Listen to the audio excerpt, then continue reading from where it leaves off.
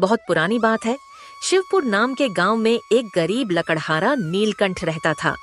हर रोज कुल्हाड़ी उठाकर वह उम्मीदों से जंगल जाता और खाली हाथ लौट आता। आज अगर लकड़ियां नहीं मिली तो सेठ झोपड़ी छीन लेगा।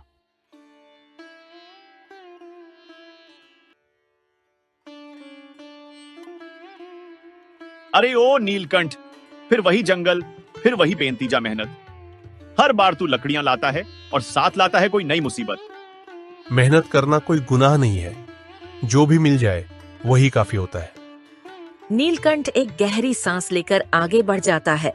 पीछे से गांव के लोग हंसते हैं और किस्मत उसका इम्तिहान लेने लगती है।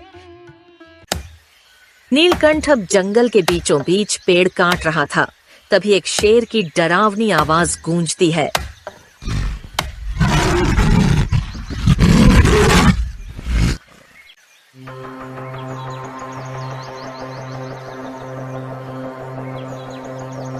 उसकी कुल्हाड़ी हाथ से गिरती है, लकड़ियां बिखर जाती हैं और वह डर के मारे भाग खड़ा होता है।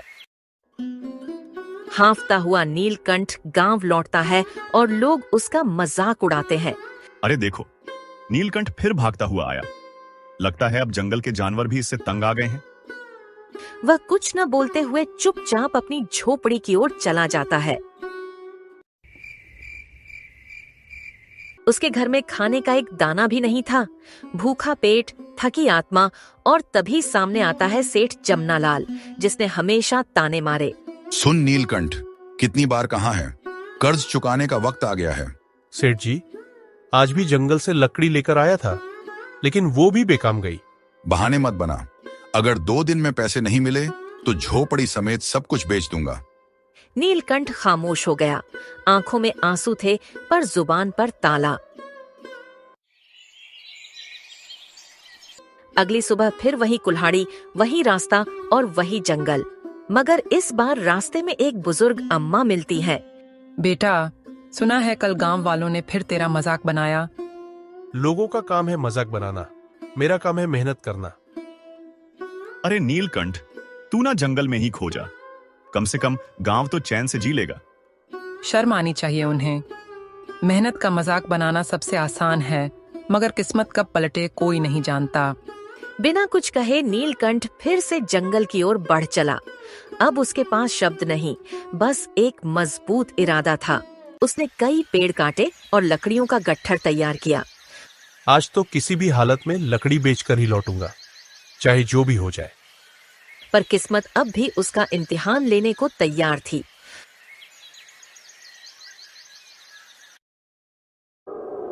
अचानक तेज आंधी चली और गट्ठर उसके हाथों से उड़ गया। अरे, ये क्या हो गया? लकड़ियों का गट्ठर कहाँ उड़ गया? फिर वही हारा हुआ चेहरा, फिर वही खाली हाथ, और फिर गांव का तिरस्कार। देखो, आज भी शायद लकड़ियां नहीं बेच पाया। लगता है भगवान ने इसे बस पसीना बहाने के लिए भेजा है, फल पाने के लिए नहीं।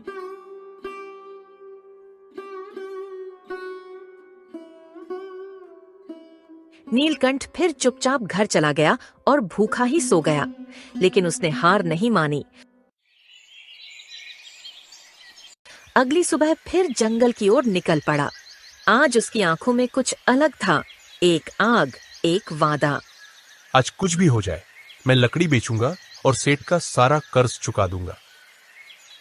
लेकिन जैसे ही लौटने का समय आया, आसमान में बादल गरजे और बारिश शुरू हो गई। बारिश में भीगते हुए वह वापस आया। जैसे ही जंगल गया, बारिश शुरू हो गई। इसका मनहूसपन अब पूरे गांव पे भारी पड़ रहा है। अपमान सहा पर जवाब नहीं दिया और भीगते भीगते घर चला गया। इस बार पहली बार उसकी आंखों से आंसू बह निकले जब वह अकेले एक पेड़ के नीचे बैठा। गांव वाले ठीक ही कहते हैं, मेरी किस्मत ही खराब है। अब क्या करूं? सेठ का कर्ज, भूख और अपमान सब साथ आ गया है। तभी एक बूढ़ा आदमी वहां आता है। बेटा, ये आंसू क्यों बह रहे हैं? हे बाबा, जब किस्मत ही रोती हो तो इंसान क्या करे? मत रो, शायद ऊपर वाले ने तुझे किसी बड़ी राह के लिए चुना है। मैं और बड़ा, लेकिन जिसे एक लकड़ी बेचनी नहीं आती, वो आखिर क्या बड़ा बनेगा? बूढ़ा व्यक्ति मुस्कुराकर वहां से चला गया, बिना कुछ कहे।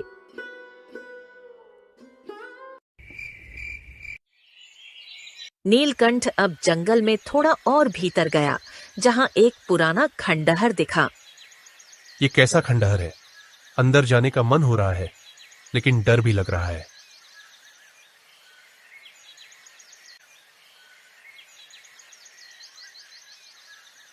खंडहर के अंदर सुंदर पेड़ और एक विशाल मूर्ति थी। वाह, ये मूर्ति तो किसी रानी या राजकुमारी जैसी लग रही है। वह मूर्ति के पास बैठा और यूं बातें करने लगा जैसे कोई सुन रहा हो। पास के चंदन के पेड़ों को देखकर उसने कुल्हाड़ी उठाई और लकड़ी काटकर गट्ठर बांधा। लकड़ियों को लेकर वह शहर गया, जहां व्यापारी ने उसकी मेहनत खरीदी। भाई साहब, ये तो चंदन की लकड़ी है, मैं इसे अच्छी कीमत में खरीदता हूँ। सच में? लीजिए, ये मेरी मेहनत की कमाई है। पहली बार नीलकंठ की आंखों में आत्मविश्वास की चमक थी।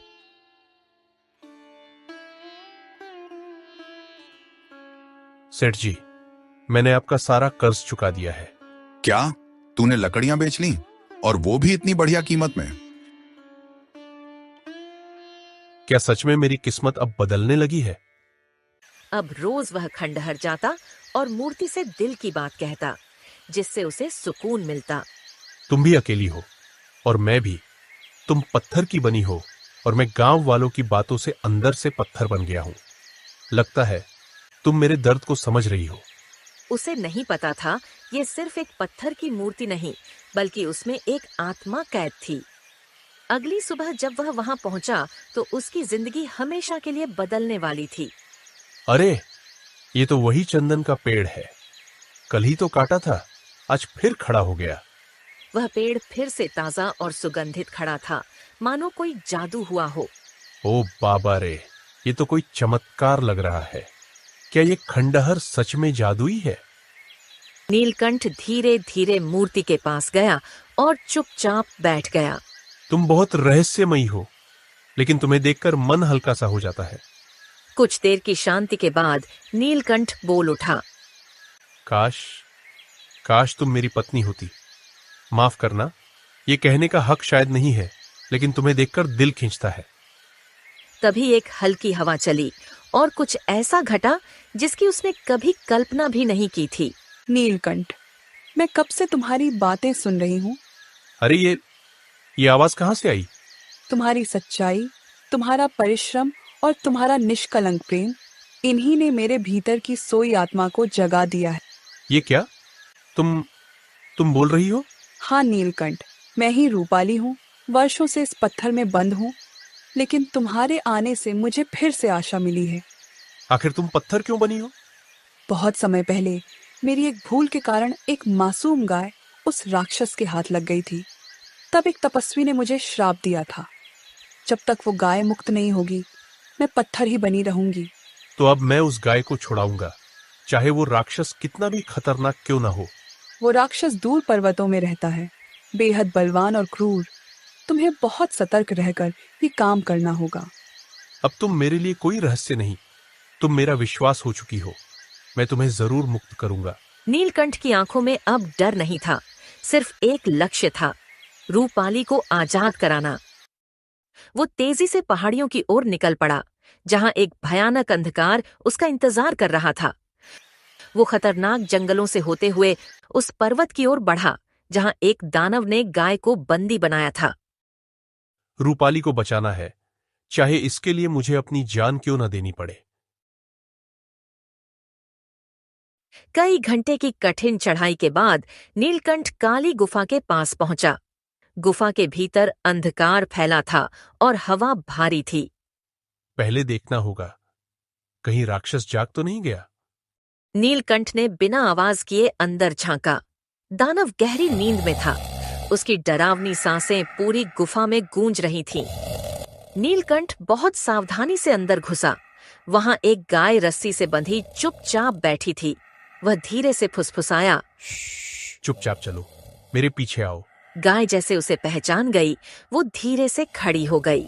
बिना कोई आवाज किए नीलकंठ ने उसकी रस्सी खोली और दोनों गुफा से बाहर निकल गए।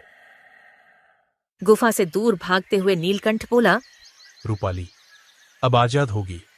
नीलकंठ गाय को लेकर खंडर पहुंचा। देखो रूपाली, मैं गाय को ले आया हूं। तभी खंडहर की मूर्ति से एक तेज प्रकाश निकला और सामने प्रकट हुई रूपाली। नीलकंठ, तुमने वो कर दिखाया जो कोई सोच भी नहीं सकता था। आज मैं तुम्हारी वजह से आजाद हूँ। नीलकंठ की आंखों से आंसू बह निकले, इस बार हार के नहीं, प्रेम की जीत के। तभी गाय मानव स्वर में बोल पड़ी, नीलकंठ, तुमने मुझे उस राक्षस की कैद से आजाद किया। मैं कोई साधारण गाय नहीं, कामधेनु हूँ। मैं हर दिन इतना दूध देती हूँ जितना औरों को महीनों में नसीब होता है। कामधेनु देवी, मैं आपकी अनंत कृपा के लिए आभारी हूँ। अब मैं सदा तुम्हारे साथ रहूंगी और तुम्हारे घर को समृद्ध बनाऊंगी। हे भगवान, ये सब किसी सपने जैसा लग रहा है। रूपाली ने नीलकंठ की ओर देखा और मुस्कुराकर कहा, नीलकंठ, क्या तुम मुझसे विवाह करोगे? मैं तो एक गरीब इंसान हूं। मेरी किस्मत ने हमेशा धोखा ही दिया है। अब नहीं नीलकंठ, अब तुम भाग्यशाली हो। जिसके पास मेहनत, प्रेम और सच्चाई हो, वही सच्चा धनवान होता है। तो फिर नीलकंठ? हाँ, मैं भी यही चाहता हूँ। एक लकड़हारा जिसे सबने ठुकरा दिया, अब मेरा जीवन साथी बनेगा। नीलकंठ अब अकेला नहीं था, उसके साथ थी उसकी पत्नी रूपाली और चमत्कारी गाय कामधेनु। ओहो, देखो तो सही, नीलकंठ लौट आया और उसके साथ वो लड़की कौन है? और ये गाय कुछ अजीब नहीं लग रही तुम्हें भी? नीलकंठ का घर अब रोशनी और खुशियों से भर चुका था। वह अब रोज कामधेनु का दूध बेचता, जो स्वादिष्ट ही नहीं, औषधीय भी था। शहर से व्यापारी खुद उसके घर दूध लेने आने लगे। नीलकंठ जी, हम आपके दूध का 10 साल का कॉन्ट्रैक्ट करना चाहते हैं। दूध उतना ही मिलेगा जितनी मेहनत सच्ची होगी। सेठ जमनालाल अब ईर्ष्या से जल रहा था। गांव में नीलकंठ का सम्मान, व्यापारियों की लाइन, यह सब सेठ को चुभ रहा था। अब ये लकड़हारा अमीर बन बैठा है। नहीं, अब मुझे कुछ करना ही पड़ेगा। उसने अपने पुराने तांत्रिक भैरवनाथ को बुलाया। नीलकंठ की किस्मत बनाई जा सकती है तो बिगाड़ी भी जा सकती है। भैरवनाथ ने रात को जंगल में तंत्र करना शुरू किया, लेकिन वो नहीं जानता था कि अब नीलकंठ अकेला नहीं, कामधेनु की कृपा साथ थी। रात को जब तांत्रिक ने गाय पर काला जादू किया तो गाय ने देवी रूप धारण कर लिया। दुष्ट, तू मुझ पर वार करेगा?